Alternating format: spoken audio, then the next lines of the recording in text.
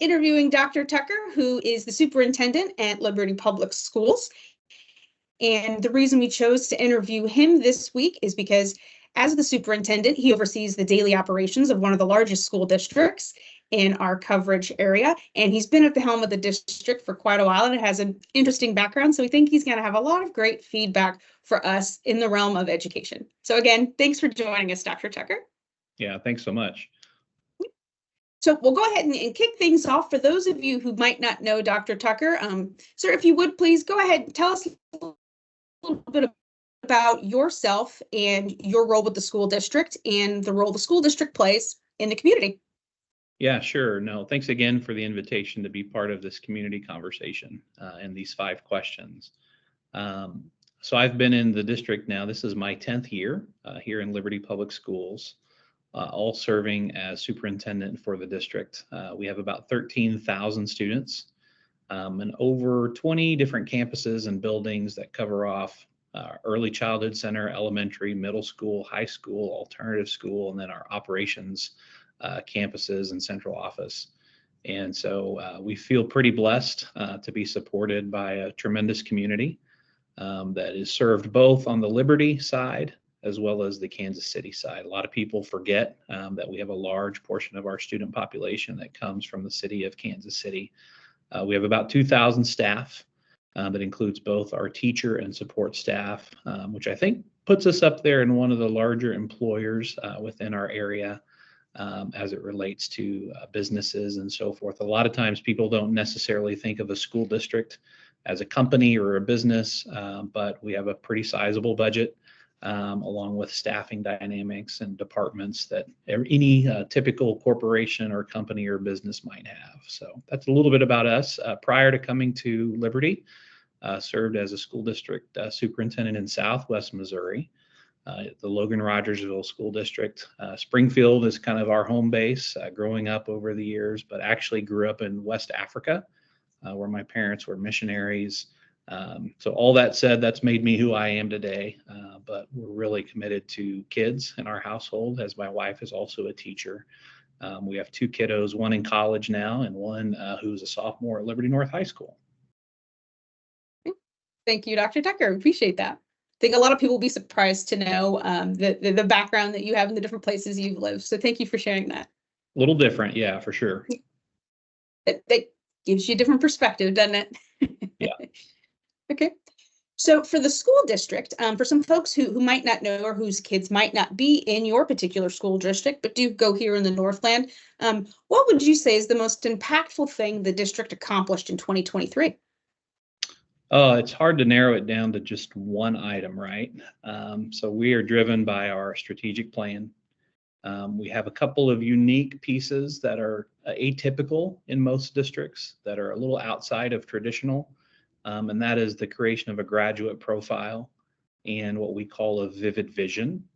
And just to pick one item, I would have to say it's our graduate profile that actually speaks to a lot of different things. So traditionally, we're well aware of reading, writing, and arithmetic and those content areas that make up that academic space. What a graduate profile does for a community is it identifies through feedback from students, parents, teachers, and business partners what, in addition to the knowledge that we have in our content areas and courses taught, is important for our kids to possess while they're in school that then they can take with them beyond school.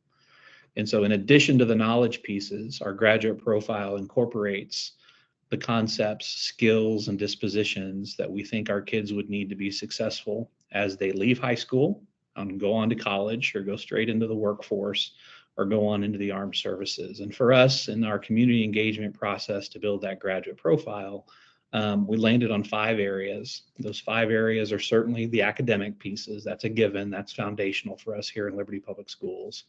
But then to that, we've added what are those personal, professional, cultural, and entrepreneurial skills and dispositions that students need to be successful. So all that combined together is probably our North Star in what we're aiming toward, so that our graduates walk across at graduation day to not only receive a diploma, but to have a +1 experience, whether it's an internship, a credential, a certification, a real world learning experience, significant dual credit, or perhaps are even on their path to being an entrepreneur. That's probably what excites us the most as we try to build that into our schools and all of our experiences across Liberty. Thank you. So kind of speaking more to that, real world learning, I think, has become a real kind of buzz term. It certainly wasn't around when I was in school. I wish it was. Right. So for folks who are just now kind of having kids go through the public school system, and maybe here in Liberty or elsewhere in the Northland, what are some of the things that you all are doing in terms of real world learning opportunities for students in 2024? No, great opportunity for kids these days. And again, we've had some of those experiences over the years, but it's been isolated to like certain, groupings of students, right? So you think career technical students that are on that trajectory and on that path. What our aim is it's for every student to have a plan once they finish 8th grade that then takes them into their high school experience and expose them to as much as we possibly can, whether it's college opportunities or career opportunities, so that as they work their plan, they're building courses and selecting classes for their schedule that then aligns to where they feel they're going to head post high school, right? With the ability to, of course, change their mind along the way. And so the idea is that expose students to those experiences early so that they don't have to shift and pivot and change course once they're in college, whether it's a 4-year institution or a 2-year institution, or in the world of work, and they think they might like this career, but yet they're having to pivot and shift over here. That's really kind of the foundational piece of real world learning. The way it plays out is certainly through our college and career experiences at our career centers. We have 2 career centers in the Northland that we send students to, both in Excelsior Springs and then the other over in Platte County. In addition to that, you may have heard of the Northland CAPS program, and that we have about 100 seats set aside for students that are interested in that. This year especially, we've expanded what we call, it's a local program called Network 53, where we have a couple of career navigators at our high schools whose sole job is to connect students with their pursuits as far as experiences to ensure that they have an internship opportunity. You also have industry recognized credentials, client connected projects, dual credit, whether it's through a local higher ed institution or whether it is through advanced placement courses that students take. Our most recent partnership with Liberty Hospital and William Jewell College was in creating the CNA program, in which high school students can get a head start on pursuing their career in nursing, where they gain some of the academic experiences offered through William Jewell College, but then they're also able to experience kind of the clinical side of things with Liberty Hospital. And so how can we continue to grow those types of programs? Because our goal is to not just be satisfied with a certain group of kids having these experiences, but our goal is really to get to 100% of our students being able to say, yeah, I've had a real world learning experience. Let me tell you about it. Thank you for sharing. And I will say we've actually had some of your students. We've had 2 so far through the Network 53 program that have interned with us. We also do some different things and have with Northland CAPS and some other opportunities for students. We've got some of your students right now are actually freelancers for us and getting some real world learning experience that way. So I'm glad you took the time to kind of really delve into that, because it's something that we certainly think is important here. And again, like I said, I wish there would have been more of those opportunities when I was in school. So for sure. We're happy to help, and we're glad to see that our local school districts are doing that. That's great. Thank you. Yep. So for those of you who might be watching at home, this is the 5 questions, 5 answer series. And so it's an opportunity for us to ask the same major 5 questions of individual community leaders, just like Dr. Tucker here. And so we're choosing folks who are representing health, law enforcement, education, government, and business or economic development, because those engines are really driving our community. So we're wanting to learn more about the different perspectives from everyone in those sectors. So with that being said, again, Dr. Tucker, thank you. And the first question that we're going to ask here of the major 5 questions is really the most important. And that is, in your opinion, what's the most pressing challenge facing our community at the local level today? A great question. How much time do we have? I think, How much as do I you was, need? right, I think as I was reading the question and that you provided it to me earlier, I think the answer is actually in the question, and that I underlined the word community. There are certainly other challenges that we can identify that are more, specific, that require a solution. Um, but my answer is probably, how do we ensure we're building a strong and healthy community in our footprint, right, across our area, across our region, across our state, in light of everything that society has gone through these last few years and continues to navigate, right? And pick a topic, whether it's mental health, whether it's political polarization, or just being good human beings, right? So we're in the business in a school district of creating knowledgeable, good human beings that find their way into the world. And so for us, it's probably no surprise for a school leader to come at it from that regard, that standpoint, that angle. And that I think we are a phenomenal community. We're so incredibly blessed, but I think there's still work to be done in creating the community that we all desire to be a part of. We talk oftentimes in Liberty Public Schools about how good of a place it is to live, to learn, and to work, right? So then how do we create that same mindset more broadly across our area, our region, our county, our state, just so that we can navigate our differences, be respectful in having civil conversations, even when things are polarizing or not going the way we think that they should. I think that's more important now than ever. I was talking with a friend earlier this morning over a cup of coffee, and the conversation was how everybody goes through crisis and handles trauma differently. We've got to be able to recognize that we just came through one of probably the biggest crises that we might experience in our lifetime, as far as the pandemic. And I think we navigated that exceptionally well as an area, as a community, as a region, probably as good as anybody could. But how do we ensure that we're getting back to what has made us an incredible community over the years? And I think we're seeing that. So how do these challenges, in your opinion, Dr. Tucker, kind of impact the different demographic groups that we have in our community, or how do they play a role?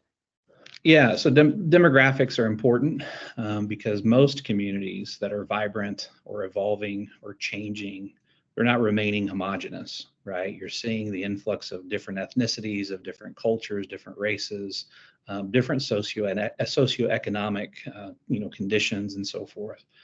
Something that we do as a local school district to try to make sure we have a good sense of what's happening around us, and then obviously coming to us through our students in school, is a demographic study. So we do a demographic study every 3 to 5 years, so that we can plan, both from a facilities and a budget standpoint, but certainly from a staffing standpoint. In education, families have more choice than ever as to where they want to send their kids and where they want to move and live and have their kids participate in various programs. And that we respect that, whatever people's choices are, but at the same time, we want to ensure that we're, one of the best choices for families to consider, in what serves their kiddos and their needs. Demographics are a key, and that as we change in terms of our composition and the look of our community, we probably need to evolve our systems and structures and processes and how we support, and how we interact, and how we relate with our community. So I think our businesses do a good job of that. Our churches, our schools do a good job of that, in trying to ensure that, for sure, this is where everyone belongs. Thank you for that. And I think your point there was actually a great segue into the next major question, and that is kind of considering the evolving media landscape that we have. What role do you personally see us local newspapers playing in that community in 3, 5, 10 years from now? Yeah, that's fascinating, because I should be the one asking you that question as the expert, right? And as I was thinking about it, it's partly thinking about how people consume information, right? And so this is a great example of that, where we're engaging with technology in a conversation that then will be archived for others to come back and look to if they're interested. That didn't exist 20 years ago, right? Or even 15 years ago. But now that is a means by which people receive information. They receive it on their watches. They receive it on their phones. They receive it on their TV screens. and even some that go back to old-fashioned print media, right, and hard copy resources. I'm still a fan of that. But I think as you think about your consumer, about society, then we obviously have to adjust and shift how we communicate information out there. At home, I've had conversations with my kids about various media outlets, and you've probably seen them where, you list all these different media outlets and at the national level. And, you can listen to right-wing media over here or left-wing or kind of middle of the road and all these differences. How do we ensure we're getting as accurate of information out to people? And hopefully as unbiased as possible, to be able to ensure that people are receiving the appropriate, the right, the correct information. I think that's an ongoing challenge from that standpoint. The other piece, as far as the media landscape, I think is how you engage at that local community level by highlighting that right balance between state and national news, but then also what's going on locally so that people remain informed. How can you be the source, right, for local happenings in a community? And it's not just the things that grab the headlines, which are sometimes, catastrophic or, weather related or some type of a crisis moment, but also those things that are happening that are, kind of the good going on in local communities or community events and so forth. So that's my initial thought as far as how do we do all of that? And I think that's the task and the challenge ahead. I don't disagree with anything you just said.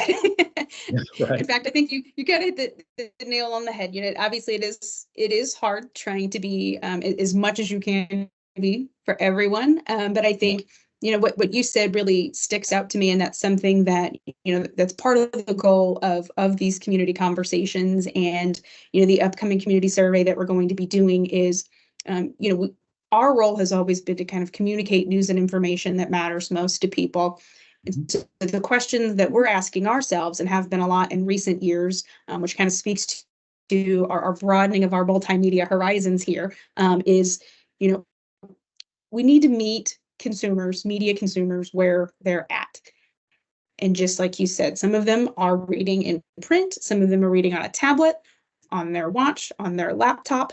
They're listening to it. Maybe it's even in podcast form and they're listening to it on their way when they're driving around. So, that's really the question that we have to answer and look at for our readers, and something that we've been using our analytics to kind of help guide us on is, where are those people consuming information and how do we speak to them? And I think that speaks a lot to kind of, branching out into the various platforms that we have, especially with social media. So I appreciate your feedback on that. Thank you. So in what ways do you anticipate the school district then having to change the way it communicates in the next 5 years, given what we've been talking about with the media landscape? Yeah, sure. And I was actually just talking to my communications director, and pushing information out, and shared with him that I'm hearing more and more, that businesses and districts are leveraging social media in various ways. And so we were specifically talking about like Spotify. If you're a Spotify user, and then as a business, how do you advertise with Spotify or get information out about, human resource and openings and employment opportunities and things like that? We are constantly looking at how we can better communicate. And it's not a singular answer. It's not a single answer in that, hey, we want to send postcards to every household in the district, and that's going to ensure effective communications. That might be one option, but then we do, as we do quarterly publications and send those out that have a ton of information in them. We leverage quick news to push out information to families. We leverage another platform called Peach Jar. We leverage Facebook and Instagram and Twitter and our website and chat bots on our website and so forth. So you name it, we've probably either tried it or used it. The other thing that we find successful are quick videos, couple minutes, no more than a couple minutes. And right now we're in a process of doing a series in highlighting our support staff and picking a department, picking an individual to come in and speak about, their experience in our district, in hopes of not only telling that department's story, but then also in regards to recruiting. The other thing that we don't yet quite have an answer is how to leverage artificial intelligence into all of that, right? Whether it's assisting in messaging or, looking at analytics differently and so forth. But those are some of the conversations that I think most of us in communities are having around business and how to operate and do things a little differently. We're no different. The other layer for us is how do we teach those right tools and right processes for our students, whether those that aspire to be journalists or enter into news media, or those that are just writing a paper, right? How can you leverage some of these resources and use them responsibly? So Dr. Trick, I'm glad I asked you this question because I think with all the different things that the district is into in terms of communication, I think your communication department does a really nice job, like you said, of really kind of spreading out the way that you communicate. So with all of the experience that you've seen with the district, are there emerging trends that you think local newspapers or other local media sources that you all have possibly utilized that we should embrace? Data is always fascinating to us when we, look at our data, but then how do we make that consumable and digestible for someone who may not be an educator, right? Using specific educator, content and information, whether it's for a student at the student level, or even a parent at the parent level, or, a business member, community member that just might be interested. And so a couple things that we have done that come to mind that might be useful for news media. People are all about the visuals, right? In terms of visualization. So how can I take a data spreadsheet and turn that into a consumable, easily digested visual? When I think about print media, I'm old school. I think about the black ink that gets out onto your hands, right? And you're turning pages, and probably the most visual aspect of that newspaper would be at the very back when I get to the comics section, right? If they still do comic sections.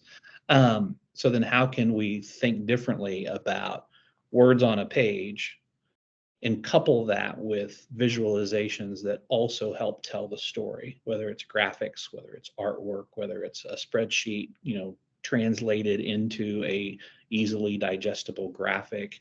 Newsprint over time and news media always includes pictures. It always includes that aspect of it, which helps tell the story.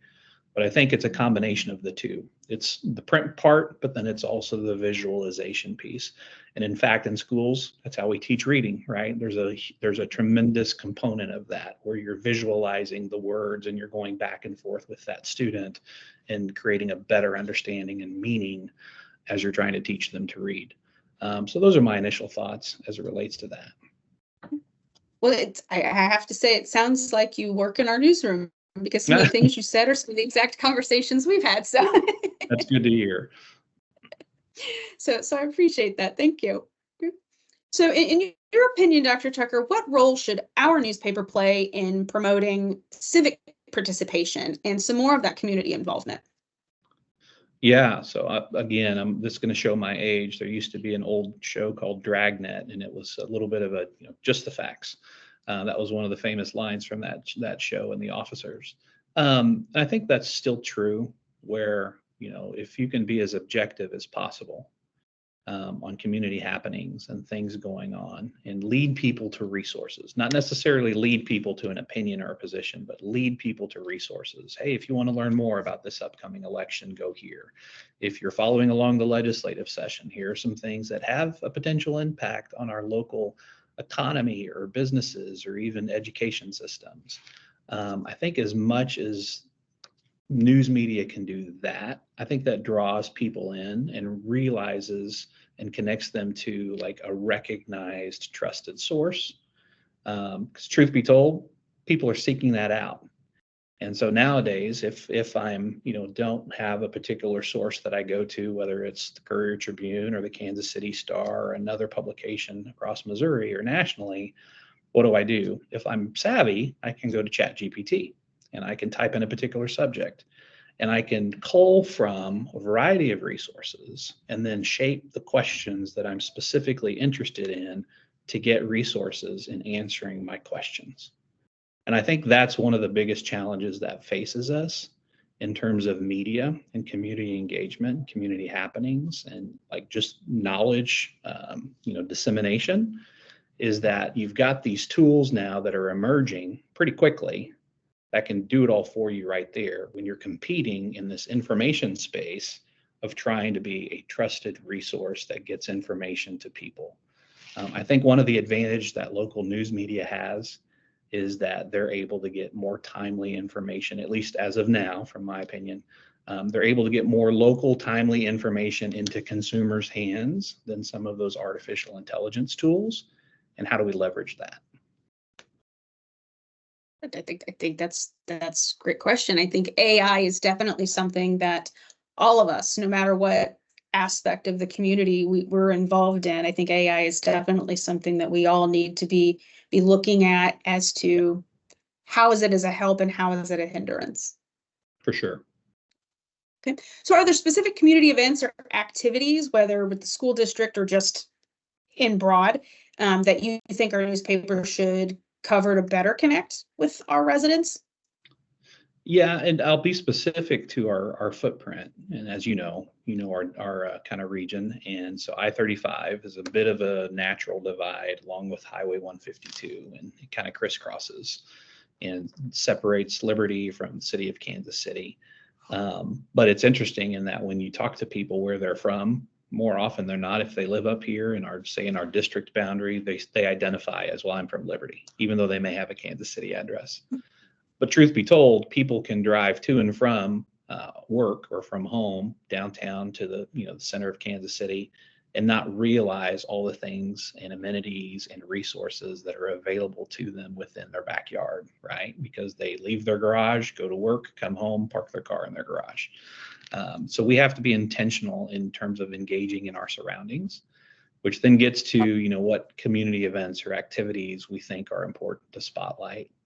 And I think if you look to kind of where the major activities happen in a local area, it stems from city in terms of what's going on downtown, specifically for us at our Liberty Square, I would say.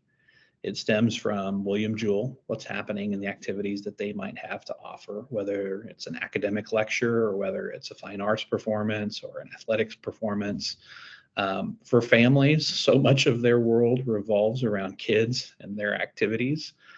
So it has everything to do with parks and recreation and advertising and communicating what's going on there, whether it's through Liberty Parks and Recreation or through Kansas City Parks, and everything going on the west side of our district. In addition to that, just a variety of community events and school activities and performances and athletic competitions. There's no shortage of things to fill your calendar with, but you have to be attentive. And so from a news media standpoint, it's somehow creating this space for community partners, right? Businesses, institutions to be able to submit information that then you all as news media are able to disseminate out, right? From a local potluck at a church to a trunk or treat event to a school activity, whatever that might be. One thing that we do in the school system is, I think I mentioned this in a previous question, we have a portal or a platform called Peach Jar. And we have all sorts of information that parents might be interested in, but they may not be interested in all of it. And so you can sign up for, I want to get this type of information. I want to hear about activities, or I want to hear about fine arts, or my kids are at the elementary. I just want elementary information. They're not quite ready for all that high school stuff. So you can self-select what type of information you want to receive.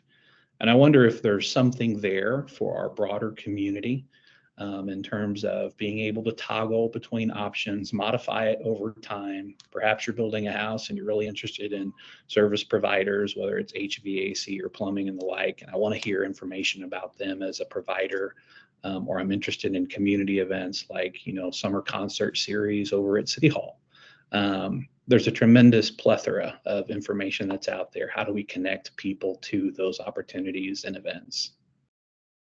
I think that's great feedback. That's kind of one of the things that we're always looking to be kind of a clearinghouse for information, right? And like you said, sometimes we need to be able to depend on some of those community partners to submit that information, because sometimes I feel like we can't be everywhere at once. But I think that the feedback that you just gave was actually very good, and that there's within our systems, maybe there's a way that we provide an opportunity where folks can kind of fine tune specifically what comes to them, whether it's Peachjar, I know specifically more built for kind of school districts, but maybe there's something within our systems that we could do to create a way for people to kind of each pick those things for themselves. I think that's great feedback. Thank you for that. Yeah, no, good. So considering the current economic landscape as opposed to the media landscape, how do you think our newspaper or local newspapers in general can better support local businesses and contribute to economic growth in the community overall? Yeah, no, that's great. I think of, small business in our backyard, in our community, mom and pop shops. But then I also think about like large employers, right? And we've got a good combination of both.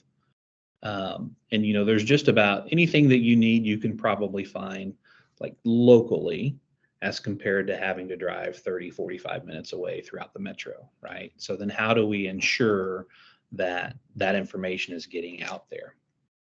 So I think it parallels communicating about events and activities, but then more about services and products. So similarly, how do we disseminate and get information out there about various companies or stores that provide a particular service or provide a typical product and celebrate that? I think one difference that can be done with news media is the ability to really spotlight or feature multiple industries, but then also, kind of a local mom and pop shop, right? There's several that come to mind. I won't throw any of them out there, but if I'm super interested in kind of the food industry and I'm a foodie, highlighting restaurants or highlighting local establishments or seasonal things that are going on as far as both activities, but then also support for a local business. People love stories. And I think if they hear a little bit about that local business and how they got to where they're at, they are liable to be able to go in and patronize those locations, right? In terms of being patrons and, giving them business. Right now, of course, getting ready for the Super Bowl, there's been a lot of focus on a local cookie place, right? And some decorating, and they've gotten national attention. And my hope is for them that they're like busting at the seams this week, making cookie orders for an eventual Chiefs win. But they're getting their story out there, right? And so not just for a Super Bowl celebration, which, can come and go depending on your season and your success. How do we just continue to tell those stories of local businesses that then boosts the economy and makes others want to actually come and relocate and set up shop within our community? I think that has a lot of draw for jobs. It has a lot of opportunities for consumers, right? Who doesn't love cookies? But at the same time, my wondering is we need to connect students with those opportunities, right? Because they see and have modeled for them, entrepreneurs or mentors or people that work in a particular field that they're interested, getting back to real world learning. And then that just perpetuates our workforce and gets people into areas that they've maybe not yet considered. And we begin mentoring kind of that younger generation just to be able to continue that flow and that cycle of economic development and growth for our community. I think that's a great point. I think kind of bringing that back full circle to, not only does it help the economic growth now, but there's certainly ways that will impact future kids, because we want them to learn and grow here, like you said too. And also, I think a good point that you made me think of when you were saying that was, by having those opportunities here locally, then our students aren't leaving and going elsewhere. Sure. Yeah. So yeah, which gets back to the idea of like building a healthy community, right? So absolutely. Well, Dr. Tucker, that was all of the questions that we had for today. So thank you very much again for being part of the 5 questions, 5 answers series. Before we leave, though, because we are putting together that community survey, so is there a question that we can ask the community on your behalf as far as what the school district would like to know the answer to? Sure. And we've kind of threaded it throughout this conversation. And that, again, our work is all about kids. But to flip it ever so slightly, I think the question for our community, and it gets very specific to each household, to each business owner, each employee and community partner, it's how might you be able to engage with our students? And I'll use you for example in your world of news media and journalism. How might you all engage with our kiddos to share your experience, your journey, your pathway? And you mentioned you all have students that have done that, through our Network 53 program. We are always looking for more space and more opportunities to push students into the world of work, to create that exposure and get them excited and engaged about learning through real and meaningful work.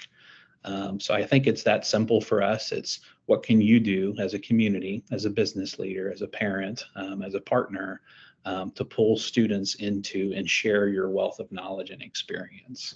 So I appreciate you asking us what question we might ask our community. No, I think it's a great question. I think your reason for asking it makes a lot of sense. So yeah, I appreciate it. Well, thank you again, Dr. Tucker. So that's awesome. all for this week's interview. Next week, we're going to be talking with our local sheriff, Will Aiken, from the law enforcement perspective. So Dr. Tucker, not only you, but the folks who might be watching this out on the web, if you could help us, please spread the word about this conversation and the other ones we've had. Share our videos and let us know what you think about our conversations on our Facebook page. All of the videos will be on our YouTube channel, but also our website. So that web address is mycouriertribune.com, mycouriertribune.com.